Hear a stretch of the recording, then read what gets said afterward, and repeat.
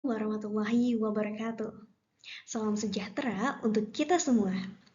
Halo teman-teman semuanya.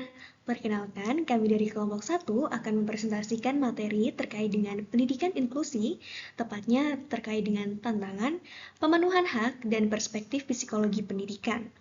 Nah, kenapa sih topik ini penting? Topik ini penting karena pendidikan bukan hanya soal angka dan nilai, tetapi tentang memastikan tidak ada anak yang tertinggal, termasuk mereka yang memiliki kebutuhan khusus. Sebelum masuk ke penjelasan, izinkanlah kami untuk memperkenalkan diri. Saya Jayanti Lestari, kemudian ada Putri Maitasari, ada Dina Anggreni, ada Hanifah Roshida, dan juga ada Mutia. Nah, langsung saja yuk kita masuk ke pembahasannya. Untuk pembahasannya, yang pertama akan dijelaskan oleh Mutia. Video ini akan terbagi menjadi 4 bagian utama. Dimulai dari memahami mengapa pendidikan inklusi sangat penting, kemudian kita akan melihat realita tantangannya di Indonesia. Selanjutnya kita akan fokus pada bagaimana memenuhi hak ABK dan terakhir menghubungkan semuanya dengan psikologi pendidikan.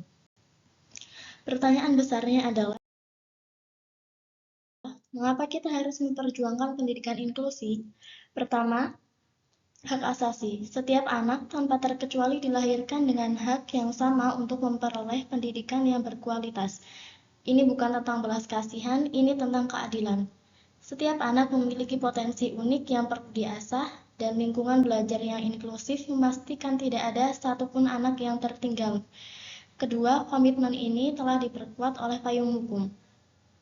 Indonesia telah memiliki sejumlah regulasi yang kuat, seperti Undang-Undang Nomor 8 Tahun 2016 tentang penyandang disabilitas dan Permendiknas Nomor 70 Tahun 2009. Regulasi ini mewajibkan penyelenggaraan pendidikan inklusif yang aksesibel bagi semua. Ini menunjukkan bahwa negara telah memiliki niat dan arahan yang jelas. Namun poin ketiga justru menjadi alasan mengapa presentasi ini kritikal, karena masih ada banyak tantangan besar antara kebijakan di atas kertas dengan implementasi di lapangan. Adanya hukum saja tidak cukup, kita perlu memastikan ia hidup dan diterapkan dengan baik. Video ini akan menjawab pertanyaan tentang apa tantangan besar pendidikan inklusi di Indonesia, bagaimana pendidikan inklusi memenuhi hak dan kebutuhan anak berkebutuhan khusus, dan apa hubungannya dengan psikologi pendidikan. Materi selanjutnya akan dijelaskan oleh Dina Anggraini. Jurnal pertama, menurut penelitian Jamilah pada tahun 2015, ada beberapa tantangan yang menonjol. Pertama, kompetensi guru. Banyak guru di sekolah reguler yang belum memiliki kemampuan khusus dalam menangani anak berkebutuhan khusus. Misalnya, bagaimana berkomunikasi dengan anak ABK, bagaimana mendampingi anak dengan gangguan konsentrasi, atau bagaimana menyesuaikan materi untuk anak disleksia. Kedua, masalah sarana prasarana. Masih banyak sekolah yang tidak memiliki fasilitas ramah ABK, seperti akses kursi roda, ruang belajar yang adaptif, atau alat bantu pembelajaran khusus. Padahal, dari sisi hukum, pemenuhan hak anak sudah dijamin oleh Undang-Undang Nomor 20 Tahun 2003 dan Permendiknas Nomor 70 Tahun 2009. Dari kacamata psikologi pendidikan, kekurangan ini membuat anak kurang mendapat dukungan emosional, sehingga bisa merasa terpinggirkan di sekolah.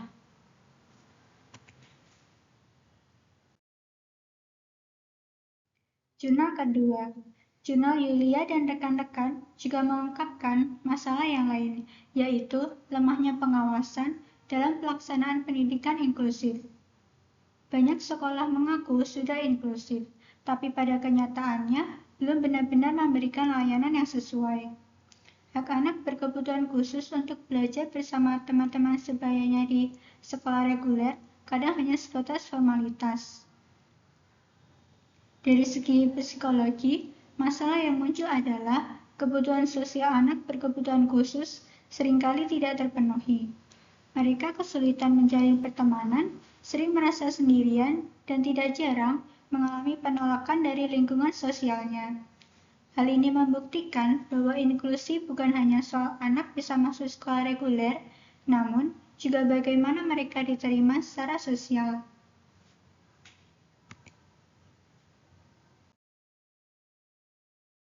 Jurnal ketiga, temuan terbaru dari Rizkyana pada tahun 2023 menunjukkan bahwa tantangan juga datang dari kurangnya pemahaman, baik dari guru maupun orang tua.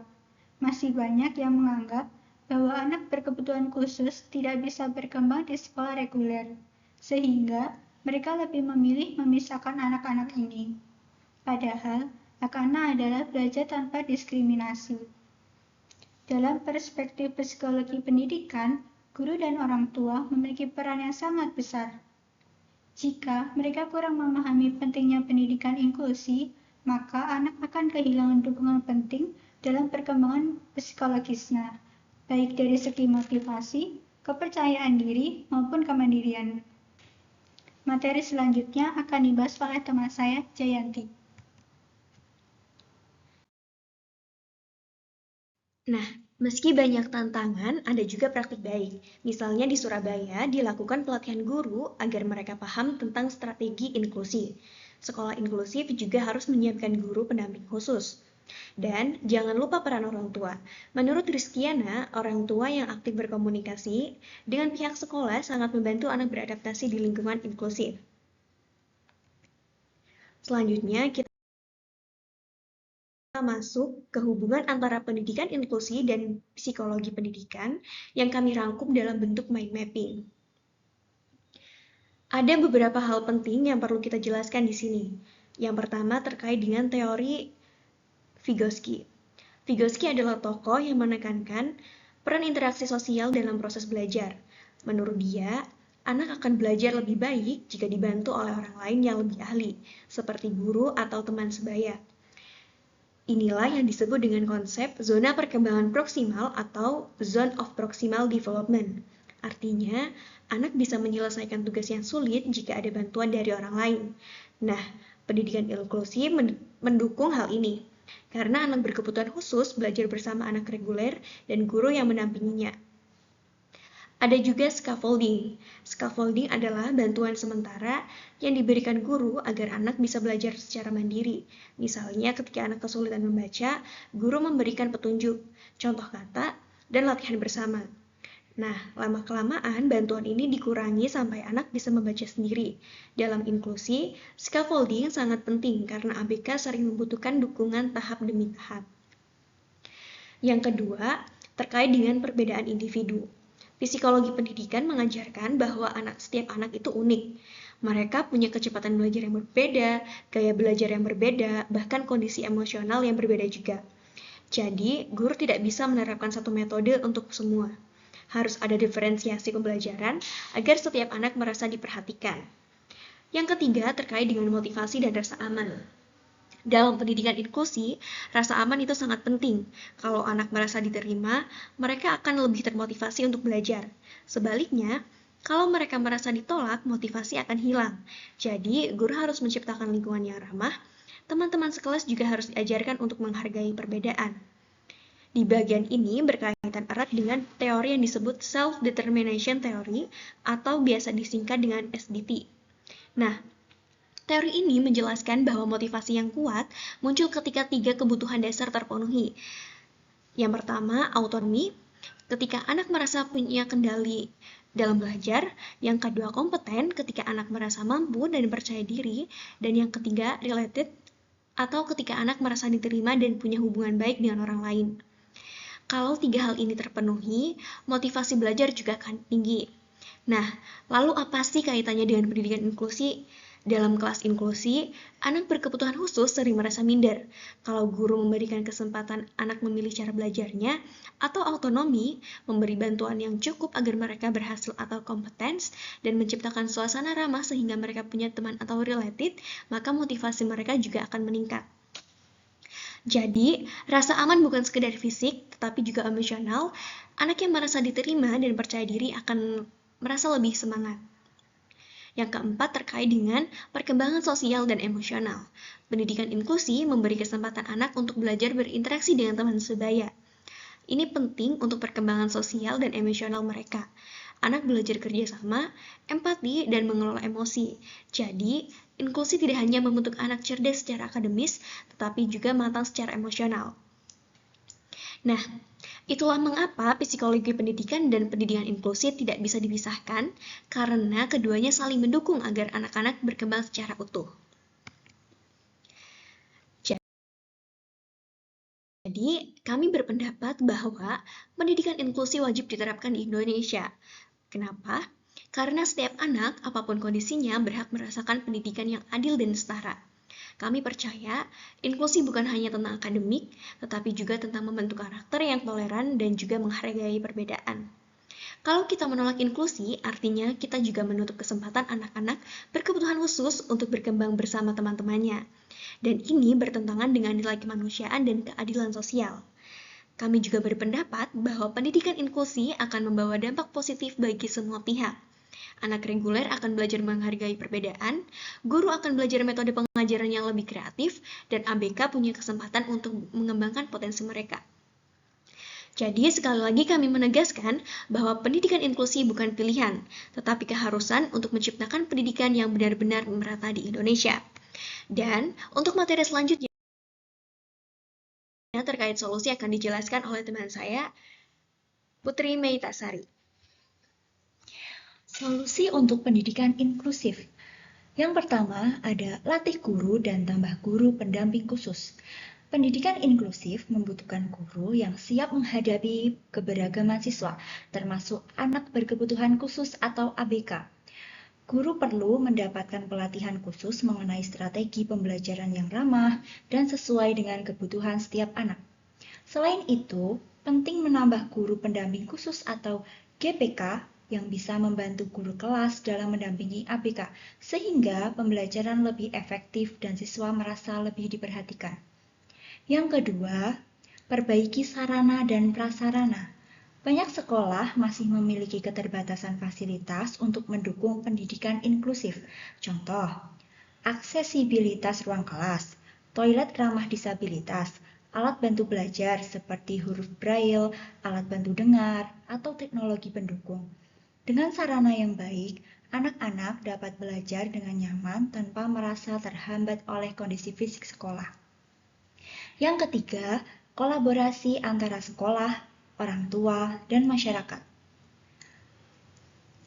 Pendidikan inklusif tidak hanya tanggung jawab sekolah, tetapi juga membutuhkan dukungan dari orang tua dan masyarakat. Orang tua berperan dalam mendampingi anak di rumah dan bekerja sama dengan guru. Masyarakat dapat menciptakan lingkungan yang ramah dan menghilangkan stigma negatif terhadap ABK.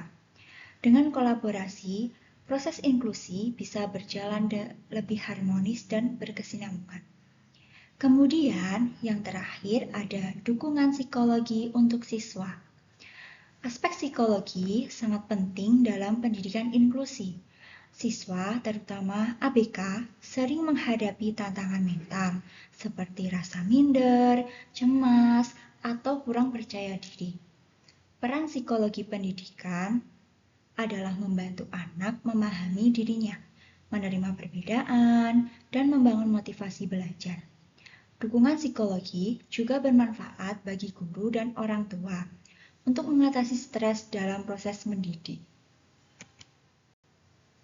Nah, dari materi yang telah disampaikan oleh teman-teman saya, dapat disimpulkan, pendidikan inklusif adalah hak semua anak tanpa terkecuali. Beberapa tantangan yang harus dihadapi, diantaranya yaitu guru belum siap, sarana terbatas, dan stigma sosial. Solusi yang dapat diberikan yaitu pelatihan guru, fasilitas ramah ABK, kolaborasi orang tua sekolah, dan dukungan psikologis. Psikologi pendidikan berperan dalam memahami perbedaan individu dan membangun motivasi belajar. Dengan sinergi semua pihak, inklusi bisa berjalan Kemudian akan saya kembalikan kepada teman saya, yaitu Jayanti. Nah, sebelum kami menutup presentasi ini, kami ada sebuah kalimat yang menjadi pengingat kita, bahwa tidak ada anak yang tertinggal. Semua anak berhak belajar dan berbahagia.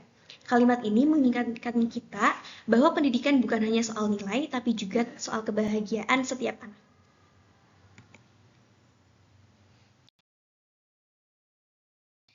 Dan berikut daftar pustaka yang kami gunakan dalam menyusun presentasi ini. Demikianlah presentasi dari kelompok kami mengenai pendidikan inklusif, khususnya terkait dengan tantangan, pemenuhan hak, dan perspektif psikologi pendidikan.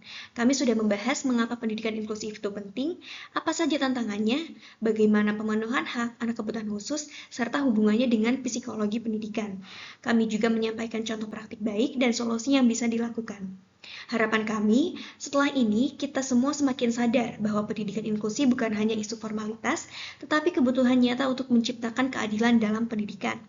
Terima kasih atas perhatian teman-teman. Wassalamualaikum warahmatullahi wabarakatuh.